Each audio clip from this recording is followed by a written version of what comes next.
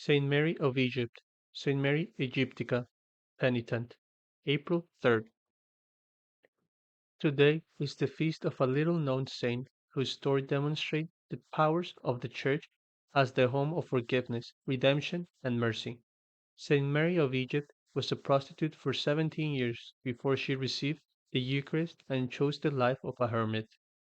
Born in 344 AD, Mary of Egypt moved to the city of Alexandria when she was 12 years old and worked as a prostitute. With the intention of continuing her trade, she joined a large group that was making a pilgrimage to Jerusalem for the feast of the exaltation of the Holy Cross. On the feast day itself, she joined the crowd as it was headed to the church in order to venerate the relic of the true cross, again with the intention of luring others into sin.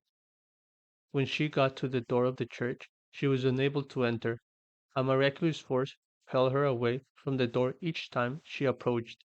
After trying to get in 3 or 4 times, Mary of Egypt moved to a corner of the churchyard and began to cry tears of remorse. Then she saw a statue of the Blessed Virgin. She prayed to the Holy Mother for permission to enter the church for the purpose of venerating the relic. She promised the Virgin Mother that if she were allowed to enter the church, she would renounce the world and its ways. Mary of Egypt entered the church, venerated the relic, and returned to the statue outside to pray for guidance. She heard a voice telling her to cross the Jordan River and find rest. She set out, and in the evening she arrived at the Jordan and received communion in a church dedicated to Saint John the Baptist. The next day she crossed the river and went into the desert, where she lived alone for 47 years. Then, while making his Lenten retreat, a priest named Zosimus found a hermitage. She asked him to return to the banks of the Jordan on Holy Thursday of the following year and to bring her communion.